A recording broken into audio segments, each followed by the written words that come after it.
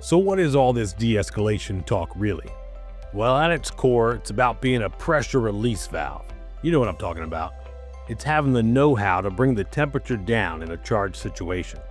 It starts with spotting the red flags in someone else, or sometimes more importantly in yourself, and stepping in or stepping back if you're the one with the bee in your bonnet before things explode. Think about it like this. A new guy keeps using your tools without asking. Sometimes they walk, sometimes they get broken, and miraculously they find your way back into your bucket, right? You feel that heat rising in your chest? De-escalation's recognizing that feeling and instead of blowing up, taking a breath and figuring out how to handle it so you can actually solve the problem without your fists, just like Mama taught you. It's about having some self-control, even when you really want to tell someone exactly where they can go. Why does this matter? Because the guys who are good at this are the ones who keep a job running smoothly.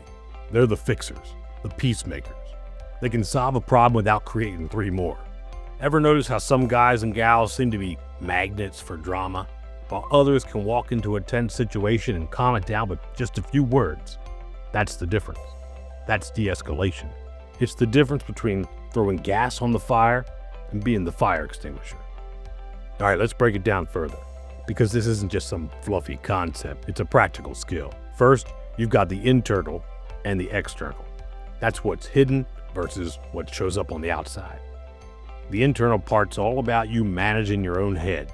It's recognizing you're about to lose your temper and taking a second before you say something you'll regret. The external part's reading the other fella. You can't control how they feel, but you sure as hell can control how you react to it. And your reaction can change everything. I saw it happen on one of my earliest jobs, and it's never left me since. A drywaller and electrician were arguing over who got to work where and when. One guy was getting louder and louder. His face was turning red, and the other guy just stood there, matching his energy, puffing out his chest. It was about to get ugly. But the foreman walked over, calm as can be. He didn't yell. He just looked at the first guy and said, "I hear you. You're frustrated. Let's walk over here and figure this out." By separating them and just acknowledging the anger, he let all the air out of the situation. That's managing the external. To do this right, though, you gotta remember 3 things. Think of it like a 3-legged stool. Yeah, the kind you sit on. That's assessment, communication, and resolution. If any one of those legs is weak, the whole thing topples over. Assessment's sizing up the situation. What's the other person's state? What's the trigger? Is anyone in danger? Communication's how you interact, your tone, your body language. Standing with your arms crossed versus having your hands open. It all sends a message. Resolution, that's the end game. You have to actually solve the problem.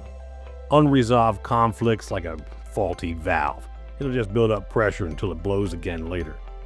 Now you might be thinking, I'm no good at this stuff. Well, don't worry about it. You can learn. Start by actually listening for once. When someone's going off, just let them vent for a minute. Show them you're hearing them. Try to see it from their side, even if you think they're dead wrong. The other guy could be a complete idiot. It doesn't matter. Your job in that moment isn't to prove them wrong. It's to get the situation back to a place where work can get done safely. And manage your own emotions. Keep your voice steady. Don't get defensive. That's like pouring gasoline on the fire. And for Pete's sake, don't use that condescending tone that you hate when your boss uses it on you. And know what sets you off. If you know that people questioning your work makes you see red, be ready for it. Focus on the issue, not the person. And finally, look for a solution. Brainstorm an option. Find some common ground. De-escalation is just problem solving under pressure.